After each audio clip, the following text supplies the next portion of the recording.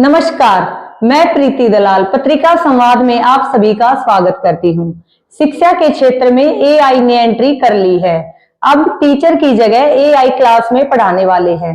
अधिक जानकारी के लिए आपको लिए चलते हैं सीडी ग्रुप ऑफ स्कूल के डायरेक्टर डॉक्टर यशपाल यादव के पास। केरल के एक प्राइवेट स्कूल केटीसीटी में अब एआई की एंट्री हुई, यानी शिक्षा जगत में ही एआई की एंट्री हिंदुस्तान में हो चुकी है, भारत में हो चुकी है। अब एआई ही टीचर बन के बच्चों को पढ़ाया करेगा। अब जिस एआई की हम बात कर रहे हैं उस एआई का नाम आइरिस है और वो पहली बार हिंदुस्तान के किसी स्कूल में उसने एंट्री ली है। तो अब एआई बच्चों को पढ़ा रहा है, एक टीचर की तरह पढ़ा रहा है। उसको 3 भाषाओं का ज्ञान है, 3 भाषाओं को वो जो है अच्छी तरह समझता है और 3 भाषाओं में जवाब दे सकता है। तो उसको इतनी नॉलेज है, यानी कि टीचर से ज्यादा नॉलेज है। और मैथ और साइंस का वो टीचर है, अभी उसमें जो प्रोग्राम फीडिंग की है वो मैथ और साइंस के। तो मैथ और साइंस के कठिन से कठिन क्वेश्चन का कितनी आसानी से वो जवाब दे रहा है, कितनी आसानी से सोल्व कर रहा है, कितनी आसानी से बच्चों को पढ़ा रहा है कठिन से कठिन क्वेश्चंस का। टीचर्स को उसको तैयार करने में समय लगता है, टाइम लगता है, और एकदम पूछ ले जाए तो वो टाइम टेकिंग प्रोसेस होता है टीचर्स के लिए। एआई के लिए कोई टाइम टेकिंग प्रोसेस नहीं है। वो चैट जीपीटी से जुड़ा हुआ है, तो उसको नॉलेज इतनी है कि वो कहीं से भी कोई भी क्वेश्चन आप पूछ भी सकते हो और सोल्व भी करा सकते हो।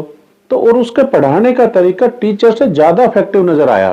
तो केरल के उस स्कूल में, बल्कि केरल के उस स्कूल में ही नहीं, पूरे भारतवर्ष में एक जिज्ञासा का केंद्र बना हुआ है कि किस तरह से एआई पढ़ा सकता है, किस तरह से एआई टीचर्स को रिप्लेस कर सकता है। एजुकेशन के क्षेत्र में, डिजिटलाइजेशन के क्षेत्र में एक अद्भुत क्रांति माना जा रहा है। अब तक हमने ऐसा सुना था कि रेस्टोरेंट में वेटर का काम एआई कर रहे हैं, खाना को परोस रहे हैं, खाने का ऑर्डर ले रहे हैं और जो है सर्विस के बारे में पूछ रहे हैं। तो ऐसा रेस्टोरेंट में सुना था। अब टीचर भी इस तरह के हो चुके हैं, तो एक अद्भुत चीज नजर आती है। तो अब मुझे लगता है कि टीचर जिस तरह से एआई बन जाएंगे तो हम टीचर्स को बहुत ज्यादा जरूरत है अपने आप को अपडेट करने की। तो आइरिस जैसे और एआई अभी मार्केट में आने बाकी है, यदि उसका ट्रायल सही हो गया तो। अब एलोन मस्क ने एक ऐसी चिप तैयार की जिसमें बंदरों में डाल दी तो बंदर भी आप वीडियो गेम खेल रहे थे, यानी कि उनका दिमाग भी इंसानी दिमाग जैसा ही हो गया।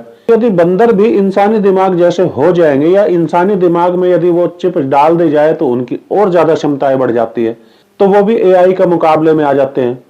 तो आने वाले भविष्य किस तरह का होगा, कैसा होगा, ये अभी भविष्य के गर्भ में है। कुछ पता नहीं है कि मानव भी एआई की तरह ही काम करने लगे, क्योंकि उनके अंदर यदि चिप डल जाएगी तो उनकी कैपेसिटी भी बढ़ जाएगी, उनकी सोचने समझने की कैपेसिटी बढ़ जाएगी, उनके याद रखने की कैपेसिटी बढ़ जाएगी।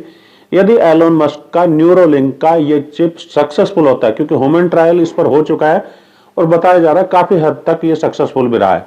बंदरों पर तो हो चुका, काफी सक्सेसफुल रहा, अब ह्यूमन ट्रायल हो चुका, काफी सक्सेसफुल रहा। तो अब एआई भी आ चुके हैं। तो एआई और मानवों के बीच में एक जंग सी छिड़ने वाली बात हो गई है कि कौन अपने आप को अच्छा प्रूव कर सकता है। मानव के क्षेत्र में अब एआई ने एंट्री कर ली, हमारा कंपटीशन एआई के साथ होने लगेगा। तो एआई तो अधिक अच्छी तरह से सफलतापूर्वक काम करता है, बिना थके काम कर सकता है, 24 घंटे काम कर सकता है, क्योंकि वो तो एक मशीन है और हम है एक ह्यूमन बीइंग। तो क्या हम उतने अच्छे तरीके से बिना थके, क्या उतने अच्छे तरीके से काम कर पाएंगे? यदि हमारे अंदर चिप डाल भी दी जाए, हमारे मस्तिष्क में चिप डाल भी दी जाए, सक्सेसफुली उसका परीक्षण हो भी जाए, तो फिर भी हमारे अंदर थकान तो पैदा हो गई, क्योंकि हम ह्यूमन बीइंग है और वो थक नहीं सकते क्योंकि वो मशीन है। लेकिन वो बिल्कुल ह्यूमन की तरह काम करती है, मानव की तरह काम करती है, मानव की तरह सोचती है। कठिन से कठिन प्रश्नों का उत्तर मानव से जल्दी दे सकती है। नए नए एक्सपेरिमेंट भी अब एआई करने लगे। तो कितनी तरह की चीज एआई खुद करने लगे हैं, खुद मानव को चैलेंज, यानी कि ह्यूमन एक चैलेंज की स्थिति में आ चुका है। ये भविष्य के गर्भ में है कि अब आगे क्या होने वाला है, पर फिलहाल इसको एक क्रांति के रूप में देखा जा रहा है।